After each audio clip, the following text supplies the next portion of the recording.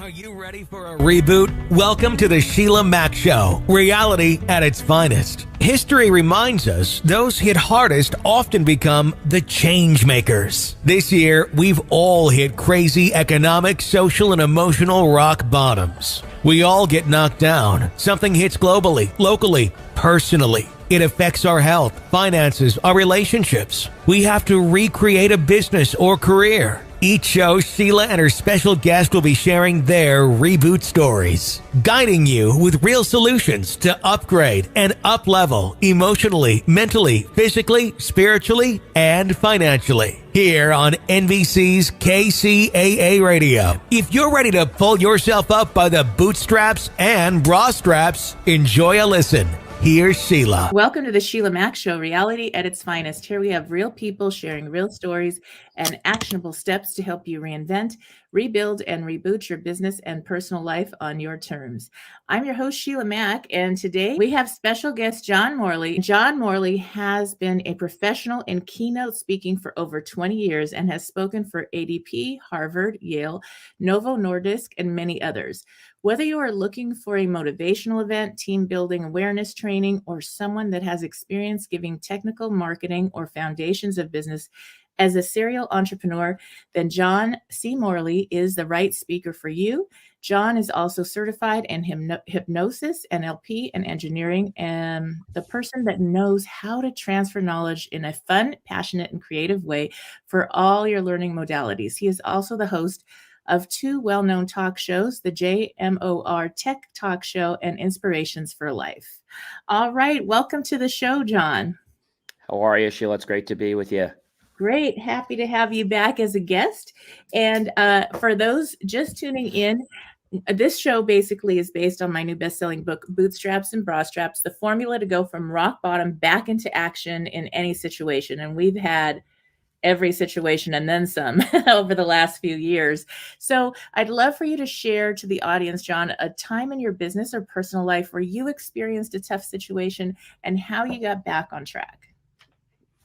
So I think, the challenging situations happen because of, what we see today, not because of what's going to happen tomorrow or the days after, but we put fear in ourselves. Mm-hmm. And the fear, nothing can ever come from past that's good. That's fear. When we think about the future, we can think about things positive.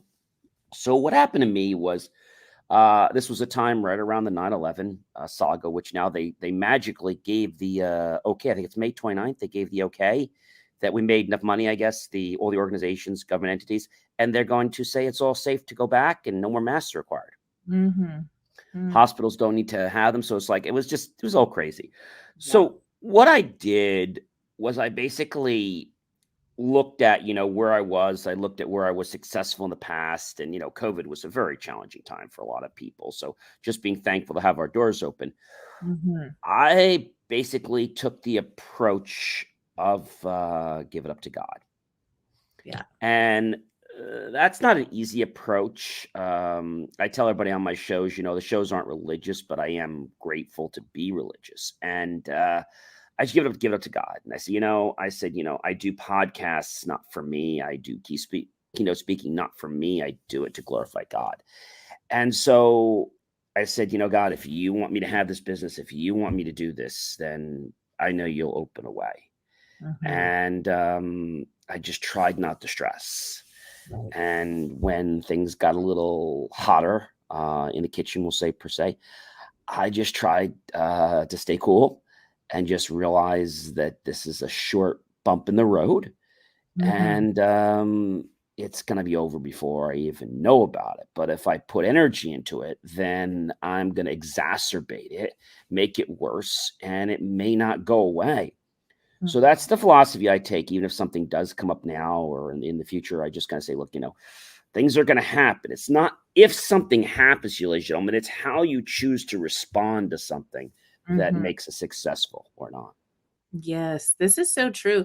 And it's something that I also had to do that. And it's almost like you get to the point where you worry enough that you finally have to let that go. Give that to God or higher power, whatever you believe. But for me also, it was something that I realized all the worry, all the stress gave me nothing. It just took away from my magic moments in each day. And I was done with Yes. that. So that was definitely something. And then, um, my daughter who's home with me, taking her courses in college now because of all this pandemic, the way I attach to what's going on can really affect her.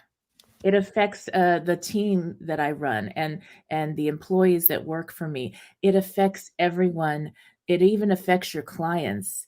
So how you Absolutely. show up makes a big difference. If you Definitely. have a challenge in your life, and whether it's a personal problem, we all have issues that can come up.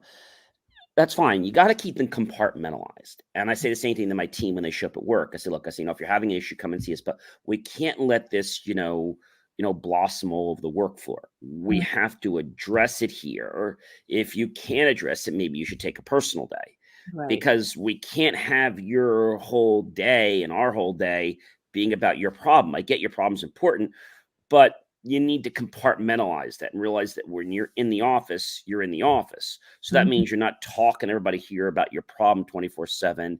And I think that becomes an issue, because what does it do? We've learned a long time ago that if we, put our thoughts on something, we focus on them, our energy is going to flow where our thoughts go. And I Mhm. think that's a big thing for people. But I think a lot of people like to worry. And another wise person said that, we worry, but 9 out of 10 of those problems actually fall into a ditch before they become a problem. That's right. It's a habit that we can rewire and rechange how we go to our thoughts. When we go to that worry place, it's, Mhm. what can we replace that with? For me, this show, my book, came out actually right it was going to come out, and then I lost my, youngest son to a heart Oh, condition, I didn't know and that. Oh, yeah, so we put that on hold, and then it how came out. young was your son, Sheila? He was 22, so he wasn't a baby. Oh, I didn't know. Oh, okay. I didn't know Really that. Oh, young, wow. but, yeah. So, at any rate, it was something that, uh, you take time, and certain things you need a lot more time to deal Well, with. you got to process them, especially if they're personal things like Yes, that. And lives are yes. very, very special. You can't, yeah. Yeah, and it affects all, everybody else in your life that they've touched, and and it's a big thing. And so I thought about, okay, now what am I going to do? I'm not good at being benched. When you think about sports, I'm not good at sitting on the bench. I want to play. I want to get out there and I want to make a difference. How can I help other people going through that situation? And so I did some grief support and different things. And also, the show, everything that was more about changing what's going on, changing the situation we're all in right now. How can each of Mhm. us make a difference? It doesn't matter if you're working for a company or if you run the company, how can you contribute? This is going to make a big difference. In contribution, I feel like it's like you feel like you're making a difference.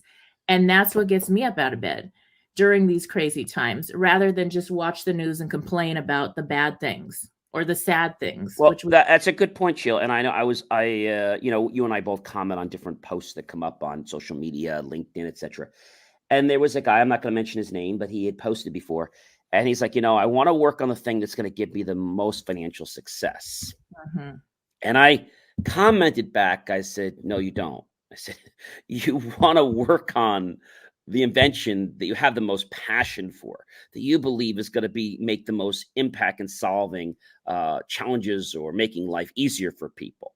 Mhm. And of course, I got a lot of people flack back saying, oh, of course, I'm in business to make money. I said, well, I told them, I said, the money will come no matter what you do, if what you do you're passionate about. But I Yeah. think people have a problem getting passionate when they don't have any money in their wallet. And typically, you don't make money right off the cuff. So when I started J Moore, close to 30 years when I was in college, I was actually, I think I was a junior, was starting the company, and it was kind of informal back then. I will say that I became an owner when I graduated, an owner. When I started to realize my passion in getting people involved with technology, educating people with technology, being more concerned about what is going to solve someone's problem as opposed to what part's going to make me more money. Mm-hmm. And that's something you don't hear a lot of. It's like, well, I want to sell you whatever's going to make you the most money. No, I want to give you the part or give you what you need that's going to fix the problem or advise you. Most people don't realize you can upgrade your computer for a while and not have to buy a whole new one if it's not that old. Mm-hmm. So most of the big chain stores you go into, well, they make money on their, sales. So when you are an entrepreneur, Mm-hmm. it's different than an owner. You want to help other business owners. You want to help other people in the community, in the business world, basically be able to use technology in the most efficient and productive manner. And so then, I'm not sure if you remember the story, then about 12, 14 years from now, if we'll go back, when I graduated first, I hired this large marketing advertising company, unfortunately. They're still in business today. And they ripped me off. I mean, ripped me to threads. Yeah. They're on Wall Street, and they're terrible. So 14 years ago, I started realizing, all the things that they did wrong. Like they didn't print, they lied, they cheated, they stole, and they were just terrible. Yeah. And so, like I said, 14 years ago, I went to Xerox, who we are a client of theirs. Mm-hmm. And I said, the one thing that they do wrong is they don't print. So well, I got to become mom and pop print shop first. Mm-hmm. So I went to Xerox and I said, hey, Xerox, how do I become a mom and pop print shop? Real simple. 150. I reached in my pocket. I gave them 150. They said, no. 150,000. So I go to my bank, I get a loan, and my bank says yes. The banks are usually supposed to protect you and say no. Mine said yes. I said something was wrong. And I did my first move there. And I'll tell you how so entrepreneur was when I got passionate. And then I birthed into a serial entrepreneur very soon. I'll tell you how that happened. So now I was getting this money for $150,000. The machine was $150,000. Well, I said, I'm going to pull my first, let's say, entrepreneur move. I am going to tell the people that I only got 130,000. I just didn't get the other 20. And so that was a risk. I went in, I told them, I'm so sorry, I'm embarrassed because of my credit. I didn't get the whole 150. What do I owe you for the lunch or for the breakfast? Let me just pay you. Now, I knew they weren't going to take the money. I also knew they were probably still going to magically get me the machine because there's tons of profit. Right. Well, when I told him I couldn't afford the machine, but I got this and I got that, he's like, sit right there. You want a cup of tea? You want a coffee? You want a donut? And I'm good. No, just sit right there. I already told you I don't have the money. I know. Just sit there. Sit there. Comes in running like a little kid, goes back, is working. He says, you are in luck. I said, how am I in luck? I'm 20,000 short. Yeah. Starting today and the rest of this month for this machine, anything above it, manufacturer's giving a $20,000 instant rebate at time of purchase and 40 hours of free training. Wow. So I did not expect that, but I knew something was going to happen. Mm-hmm. And so that was kind of what I was looking for. And so he said, well, you ready to sign? I said, well, let me just think about it. He said, well, you got the money. And I said, I know. Let me just think about this for a few minutes. Oh, okay. And they got a little pushy. And he said, well, you want to sign? I said, I'm feeling a little rushed. I said, let me have a few minutes to think, or I'm probably going to leave and maybe come back in a few days. Oh, okay. Take your time. And I was just pondering over, took maybe a half hour to an hour, and just getting ready to leave. And I said, okay. I said, I think we'll do it. And so by me making that decision right then and there to open another business, that business solved the problem of one of my businesses, which was marketing, which is printing and all that, and eventually to be printing and all kinds of other stuff and marketing. So the entrepreneur basically is when you have a problem, usually it's another business, and you want to solve that problem, you become basically the term of a serial entrepreneur because you have more than one business you're passionate about. Sometimes words, sometimes meanings. I'm not sure if you know that the first dishwasher was actually invented by a lady. It was invented in 1850. Now, these are all trivial things. Whoever she is, thank you. Yep. Love my dish. She was a socialite, which in argument sense, she is married to a very well-off gentleman, and she was expected to have parties several times a week. And she would always complain about having her flatware chipping her dishes and cups. So her name was Josephine Cochrane. She helped put this together in Shelby, Illinois, in a shed with her mechanic, George Butters.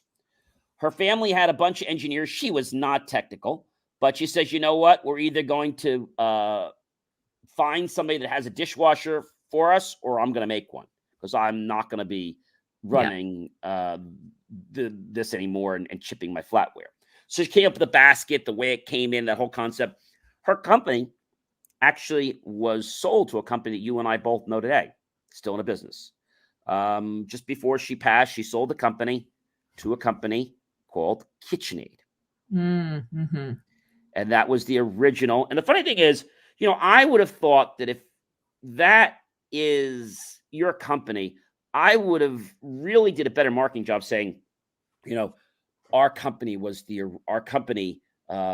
the original patent. Like, I would have done something a little more up. And I think the reason they didn't is, you have to realize, when she started out, they wanted people to buy this dishwasher. The problem was, she was a lady-owned company, and so people would come to her and want to give her money to buy out her company. She kept saying, no, gentlemen, powerful gentlemen. And she won at the Chicago Fair, all kinds of awards. And when she sold to KitchenAid, she was a little apprehensive, but she made that move. But I just thought they would have done a better job. You know, how many people can say that they got the original patent from the dishwasher? I mean, I think that's a pretty amazing thing. And I started my, I'm going to call it my motivational and my tech blog on LinkedIn. Started in January. It's been rolling for quite a few months. And now we are up to 564 subscribers. It's great. Since just January. Another one we wrote about was understanding the merry-go-round. Most people don't know the merry-go-round was actually designed not for us to have a good time on. It was designed so that the knights could train for battle. It was safer. How interesting is that? Wow. So I try to find all these interesting pieces. And then because they painted the ponies and they look so nice, and what the civilians wanted their choice, and then it became the ride for centuries and attractions and the painted ponies and things like that. So you don't realize what's happened. I mean, another one that people take for granted. I mean, I bet you and I both used the microwave a few times, right? All right. So the microwave was an accident. It was an accident. And the reason it was an accident is because this gentleman who actually worked at Raytheon, which I believe is still in business.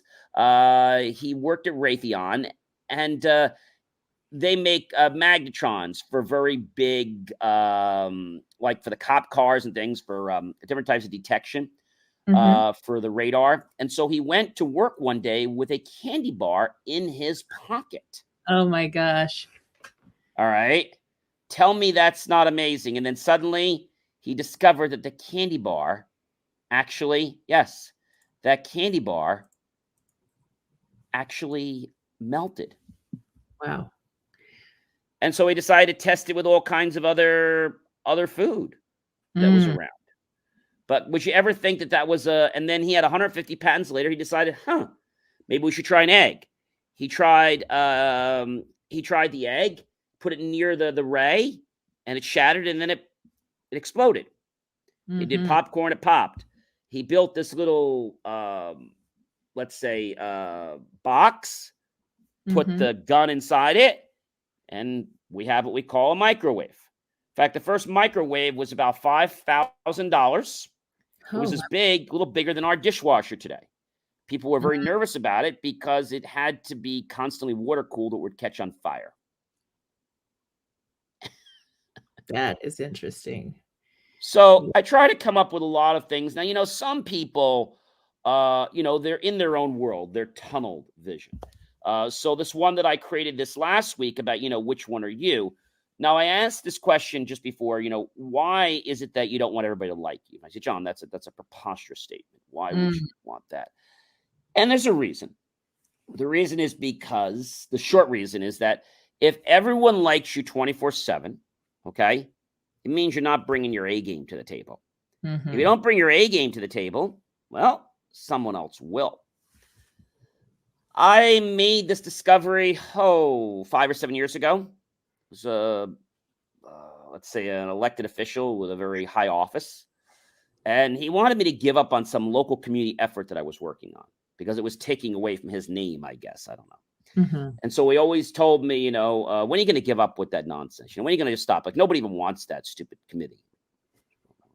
How many people you got on? I said, 50, 100. Yeah, you should just close it to funk. I mean, there's no purpose for it. It's just a waste of time. And you're just, you should just give up. So he calls me, his admin calls me and asks me to come in to his office. Now, knowing how he treats me, I wasn't rushing over there to go see him. So she says, well, when can you meet with me? And meet with him? And she calls us on a Tuesday. So she thought I was going to rush right down on Wednesday or Thursday. I said, well, my first availability will be next Tuesday at 4 p.m. Now, they go home at 4:30. Or I have one at Thursday at 8 a.m. Oh, which one did you want to take? Well, the Tuesday is a little bit tight. I said, yeah, I'm sorry. That's about all I could do. She's like, that's all right. We'll make it work. And if we have to stay a little bit extra, we'll make it work. We'll take the Tuesday at 4. I go to his office. I always arrive early. And I was there. Was very cordial to everyone. Came dressed in my jacket, no tie. And he invites me to his office. I said, how are you? Nice to see you, sir. He says, very cordial. I said, what can I do for you? He says, that campaign you came up with helping us shop local? I said, yes. He says, a great campaign. I said, well, thank you. He says, and by the way, you're not using it. We are. I said, excuse me? Yeah, you're not using it for your projects. We are. It's become our property. Okay, then.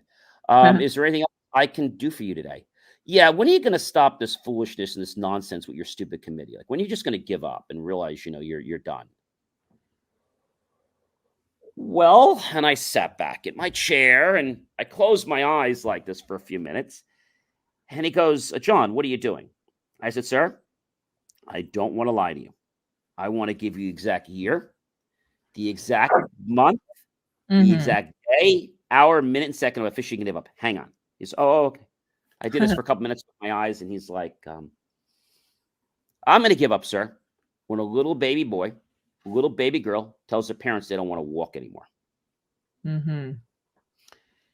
He looks at me very perplexed.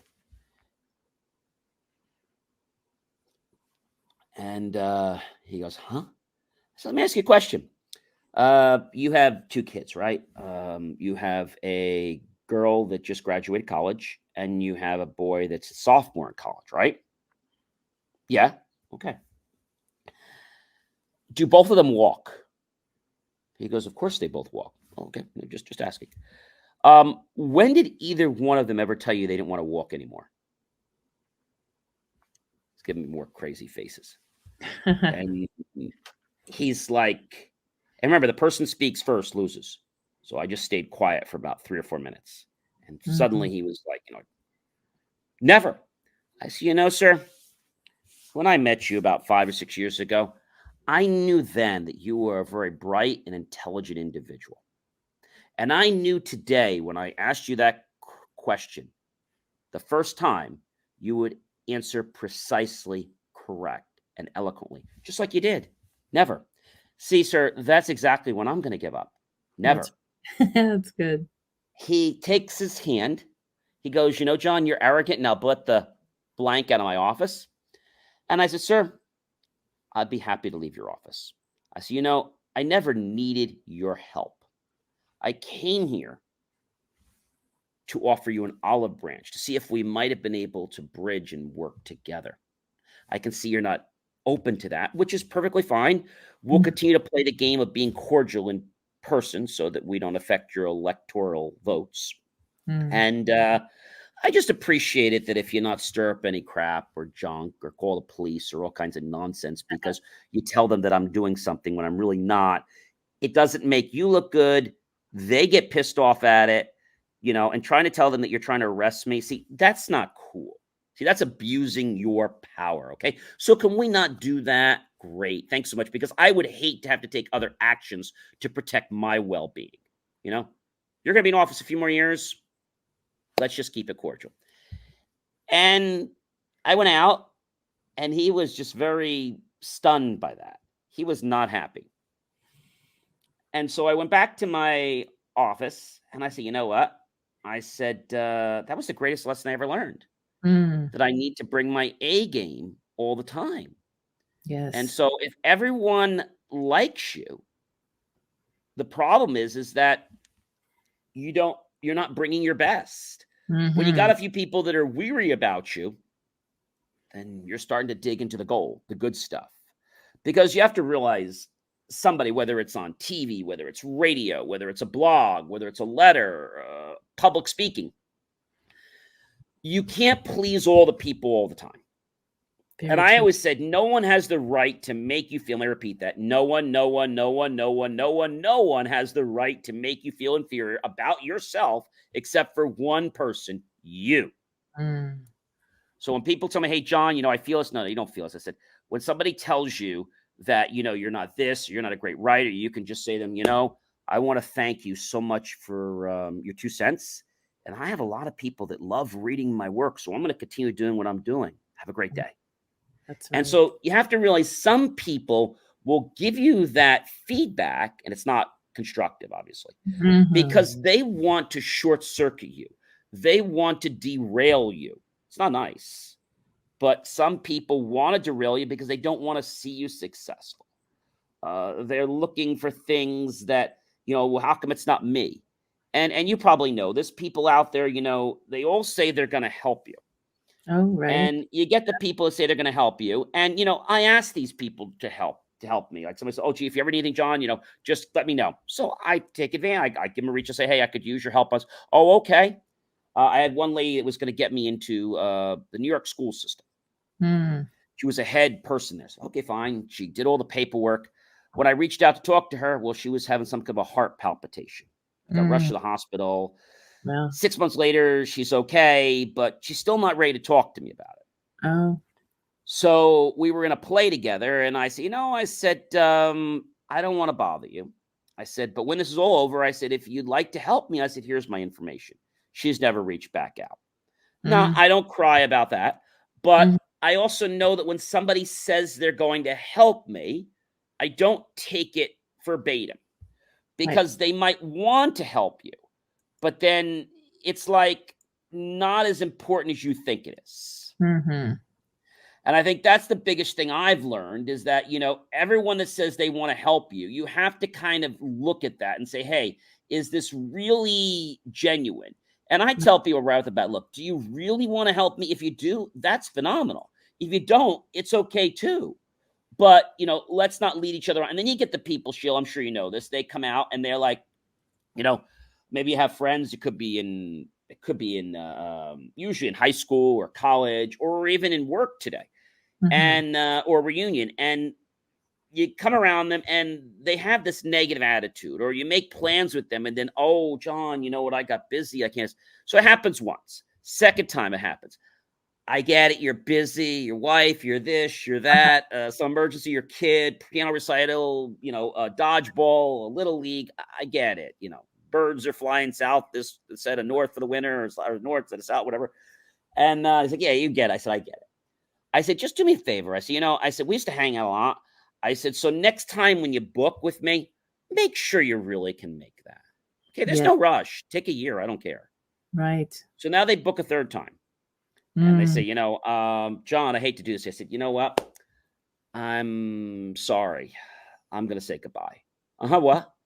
Yeah, I don't have time for this energy. When you get your life back in gear, if you do someday, reach out to me. Maybe I'll give you one more shot. But I am too busy to be playing games with people. And it's not about you being nasty or you being above someone. because I think Mhm. we're all equal. No discrimination, race, religion, orientation, color, creed, party. I mean, there's a list of things.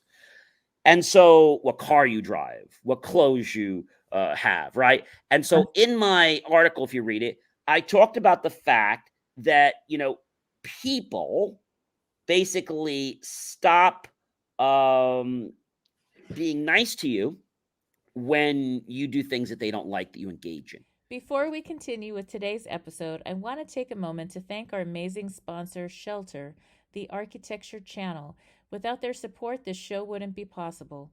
The channel showcases award-winning feature films, exclusive Shelter originals, episodic series, and shorts, along with dedicated channels such as the Michael Blackwood Architecture Collection, The Design Emotive, Never Too Small, Dwell, Green Magazine, and more.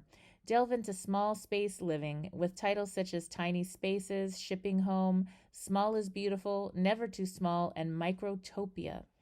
Explore sustainable solutions with a simpler way, life off the grid, living the change, and the mill. Handpicked for you by the team at Shelter, who also brings you exclusive originals that you won't find anywhere else, such as popular debut series Inspired Architecture. If you're looking for high quality, authentic programming on architecture, design, and sustainability, be sure to check out Shelter, the Architecture Channel. With a curated film library and exclusive originals, there is something for everyone. Learn from the world's top architects and discover sustainable solutions to create a better future for our planet. And the best part, you can watch ad-free on all your devices by visiting www.shelter.stream. Plus, for every subscriber every month, Shelter plants a tree to help make our planet a better place. So don't wait. Get inspired now with Shelter, the Architecture Channel. Regardless, even your partner, they complement you. Mhm. That's the key. And just knowing your energy. If your energy is good, that's great. But telling people, I really want to hang around people with good energy, that they think you're like whacked. But you Yeah. could tell people that drain you. Oh, definitely. Yes. So true. And, I think about the people that said no, or the people that flaked out, or whatever you want to call it. I love the flake that one. Yeah. Yeah. It's like, or the people that are rude or not nice or what have you.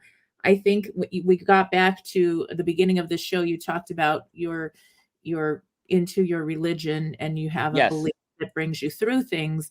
And I always think of, the king hardened that person's heart for a reason. That door was closed because I'm blessed to go to something even better. Absolutely right. Hold on to that fully. I had my house burned down. I had built a house, and How long God was that, help Sheila? me.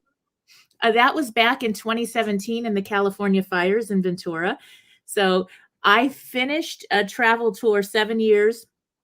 I was traveling with the Tony Robbins group and having a blast and learning and growing, and, brought my youngest kids with me, and we had so much fun, and I was ready to kind of stop traveling so much. And so I finally get this house, and then the fire took out the house. It took my car. And the only thing that really was sad is are some of the photos. And we lost our cat also, which was heartbreaking more than the stuff.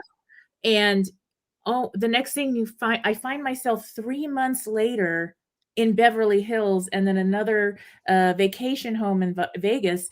And so I was like, you know what? God had bigger, better plans. It pushed me. It made me change things. It made me recategorize what matters most in my life. And it brought me to some beautiful places that I wouldn't step into because it's too expensive, it's too hard, whatever, in my mind, but it was a guided thing. So it was a hard thing, but it was a very guided blessing and a gift. So sometimes those tough people or situations are closing the doors for something better to show up. Sometimes we give up before we really try. Yes. And it's easy to give up when life happens sometimes. Yeah, I mean, things happen in life, challenges happen. It could be a plethora of things.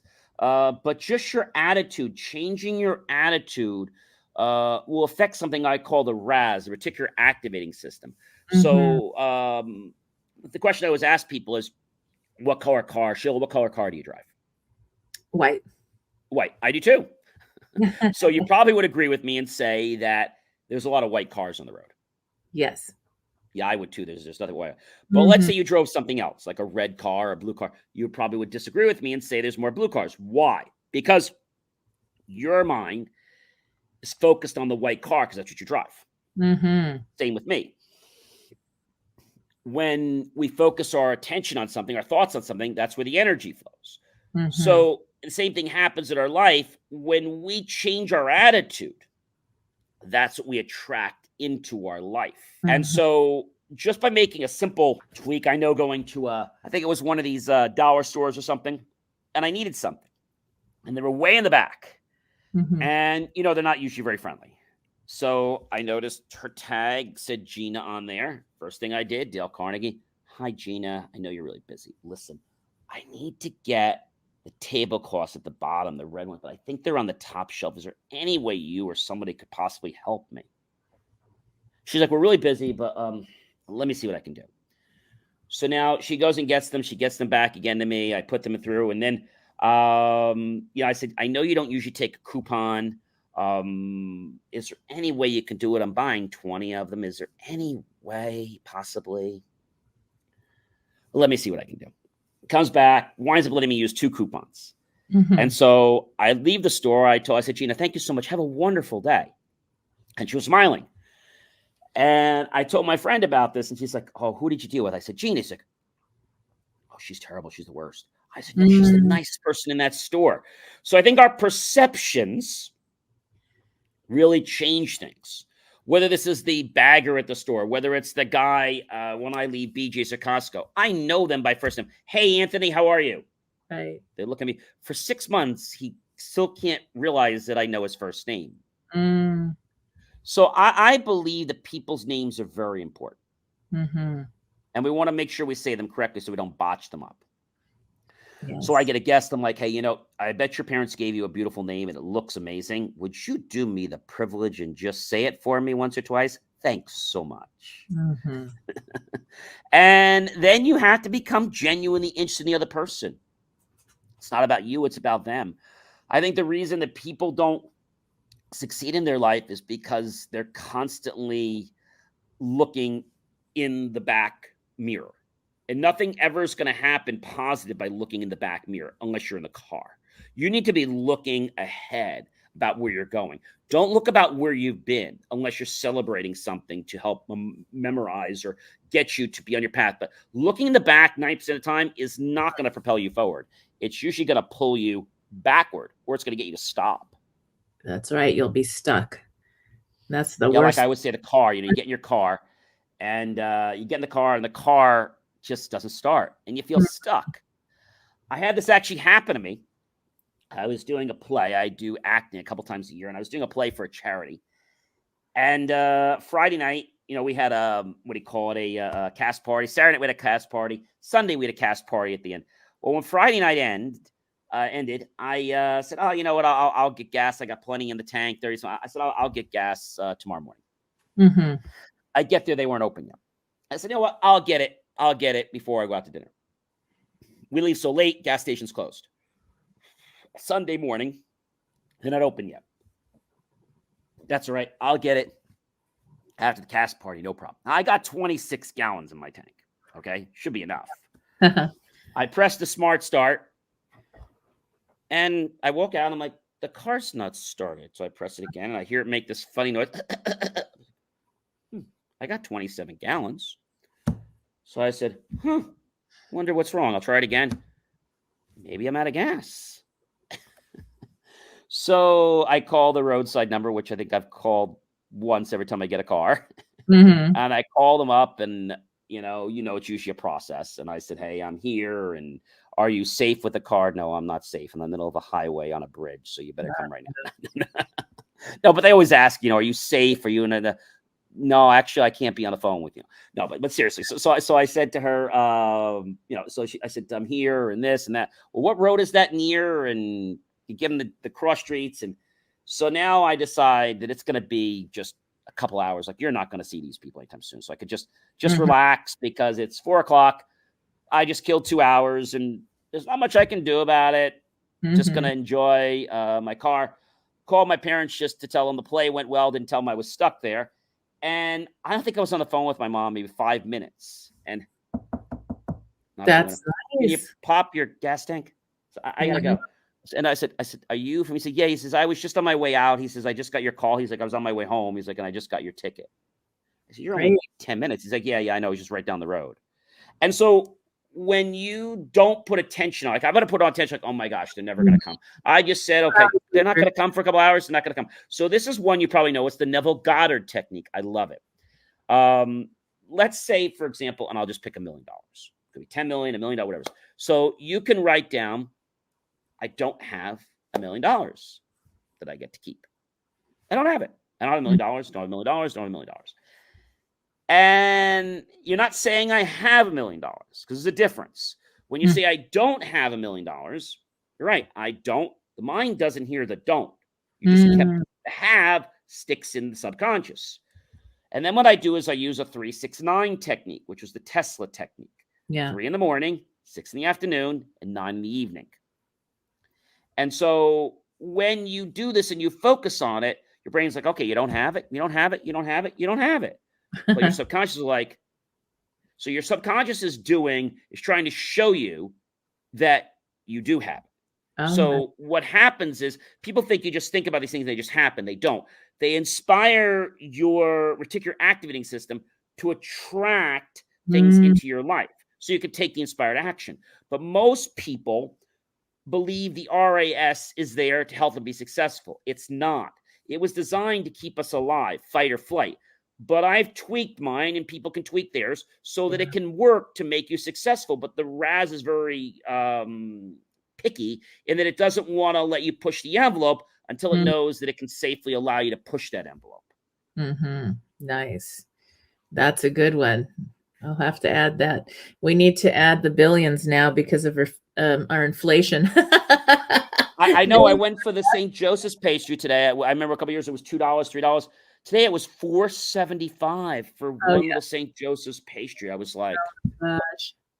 And they said everything went up. They keep what I said COVID was, in all due respect, it was a license to steal. Yeah. It's a time, all right. And we got to be here for all that excitement. And I feel like there's a lot of opportunity coming for us as well. And it's, again, that whole thing. Are you looking for the opportunity and the gifts in it all? Because that's what we'll find. So, yeah. I think some people out there, Sheila, are looking for opportunity. Those are your entrepreneurs. Those can be your serial entrepreneurs. But the people that are in the 9-to-5, there's nothing wrong with that. But there are some people, their makeup, you and our makeups, we're not 9-to-5 people. Yeah. Unless we're working for ourselves. And then we're not 9-to-5. We're probably like even longer or whatever. Right. We put the time in, but we don't keep track of the time. If you and I kept track of our guests and the time it takes to get guests on, also, we're not working 9-to-5, right? No. And, then when you get someone, I always love this, you ask all these people to come on, and out of X people, you ask them to sign the media release, which is a pretty straightforward thing. And you get someone's like, oh, I sent it to my lawyer. I can't sign it. Well, what's wrong with it? I don't know. We just don't like this verbiage. Well, it's not like a negotiable thing. It just basically says that, and it's not a law, 1 out of 100. And it's crazy that I had one the other day, he says, well, the date's not on it. Well, the date is something we can always add. Well, I don't want to sign a contract that's blank. Well, it's not blank, just the date's not on it.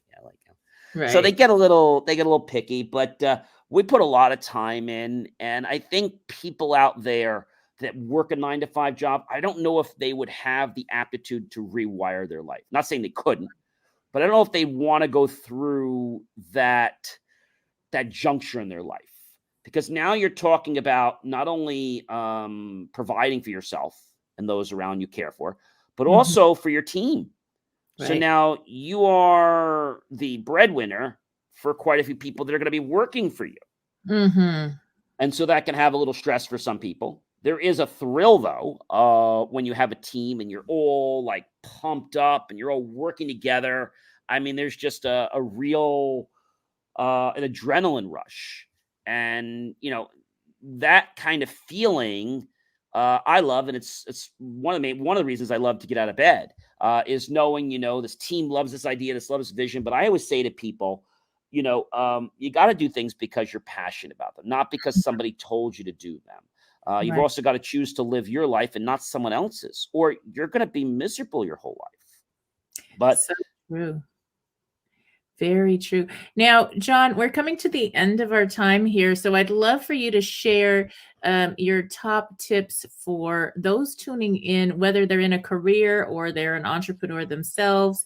What would you suggest for our times are the top 3 things to focus on to get them to have more peace and stability, recession proof, you might say? So one thing is, before you can do anything, is you have to get clear on your goals. That's personal, that's corporate. Write them out. Be as specific as you can.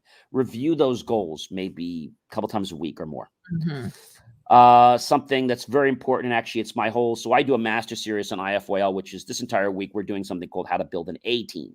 So the second thing would be build yourself an A team, because so many people want to grow a team fast. And I tell people, grow your team slow. Hire slow, fire fast. Mm-hmm. You don't want to hire people for skill.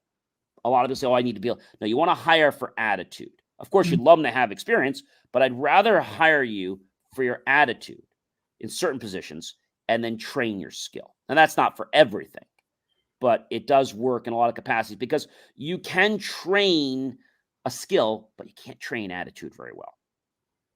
So that's, again, it's not for every position. The other thing that I would say, so first thing was to your goals. Second thing is build an A team.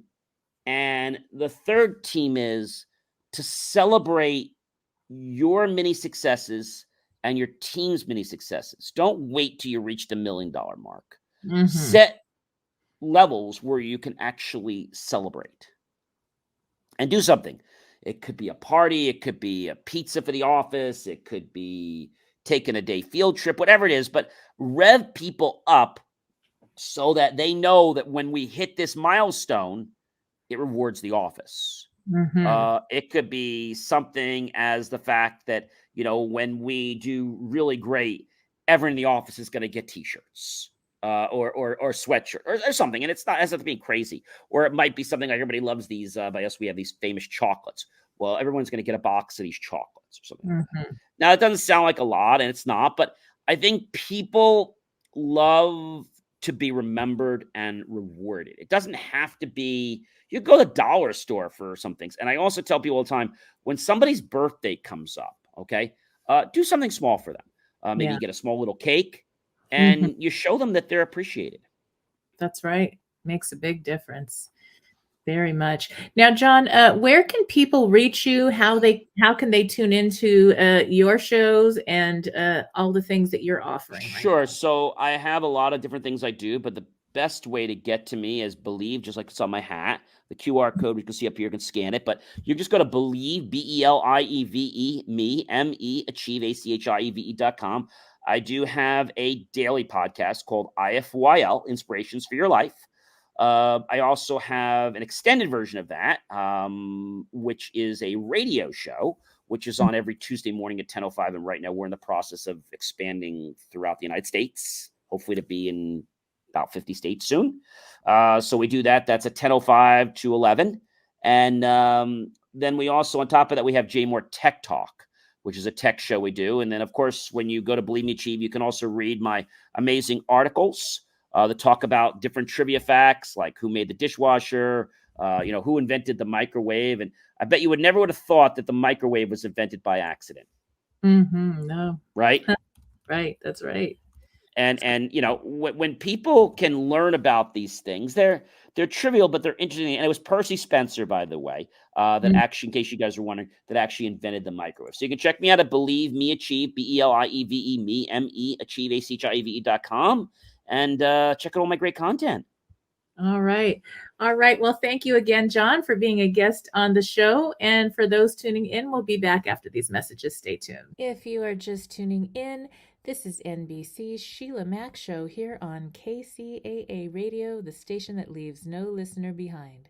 I'm your host, Sheila Mac, and I have some news for you. Yes, you. I'm celebrating my 3rd year now on the station, and will be expanding the show to a global network as well. You may now find the Sheila Mac Show on all major podcasting channels, and if you have not subscribed to my YouTube channel, all the episodes are now available for viewing there as well. And I'm asking you for a quick favor. If you like the show, please help support the spread of this reboot channel on YouTube as well. My goal is to help as many people as possible through our interesting times to rebuild, reinvent, and reboot your business and personal life. I also wanted to share a little bit more about how I got here, what I do now, and how designing a business career and life on your terms is more than possible at any age or stage in life. I am an enterprisingly forward-thinking consultant, show host, and best-selling author. But how did I get here? Well, I began my career as an entrepreneur and property investment strategist back when I was 23 years young, when I boldly quit my government job with NASA JPL to open my first of 5 large gift stores while also starting to invest in property. I got to work with some of the world's most loved companies, such as negotiations on leases with Warner Brothers and winning trips to London as the top-selling Crabtree and Evelyn provider in the U.S. for multiple years. My stores were built on heart as I gave back to the community I came from. So now, some of you know this and some of you don't know this, but as a young girl with parents who were not well enough to care for me, I was homeless at age 10, then in foster care, where it was really hard to get a job while in the system. I finally emancipated at the age of 15 to start college early. While running my stores, I worked with a government program. Back then, it was called Job Training Partnership Act, making my stores an open source training site where close to 200 at-risk youth started their careers. Yes, I began my career helping business leaders and working professionals to design a life they love where they can have success in their careers and get to the business of life. See, a funny thing happened along the way. When I first opened my gift store, it was kind of crazy because I was this young upstart. That's what a lot of the store owners called me. My first store was in Montrose, California, in this sweet little hometown shopping park with other stores and restaurants nearby. And so I was the young upstart that didn't know what she was doing. At least that's what everybody said. And I didn't really care what they said. At that age, their opinion was like, I don't really care. So that was probably a really good thing because I stayed focused on what I needed to do. And I had negotiated to lease out a 5,000 square foot gift store that needed a lot of work. And I got free rent and for about 6 months, and I had to start making the rent, which was $5,000 a month, which was a lot of money back then, $1 a square foot. And so I had to learn and relearn. I finally did hire quite soon in the game. I did hire a marketing expert, branding expert, I guess back then. And that lady really helped me to figure things out when I first started. And when you first start a business, especially when you're young, it was like I had no idea what to do. But I needed to learn because my rent was going to start coming due every month. And over that time, I started having more success. I did crazy things, like stayed open until almost midnight every night, along with the restaurants who were very close to my store, while everybody else closed shop at about 5 or 6 p.m. So I was making more money from the start, and I just really, my store was to help my kids, and the products I sold was whatever the community wanted. I sold lots of things to people in the entertainment industry. I worked with cruise ships. I worked with many different people in the community. And later on, the store owners actually came to me and asked me if I would consult them and help them. I actually started buying my other buildings because I didn't like the idea. Tune in again right here on KCAA, the station that leaves no listener behind. Have you lost your job? Have you lost a loved one? Are you exhausted caring for your parents, for your kids? Well, you can find immediate relief when you read Sheila Mac's new #1 bestseller, Bootstraps and Bra Straps. It contains the Boots formula to move from rock bottom back into action in any situation, especially right now. If life has knocked you down, pick yourself up with Bootstraps and Bra Straps. Get your copy at www.sheilamac.com today.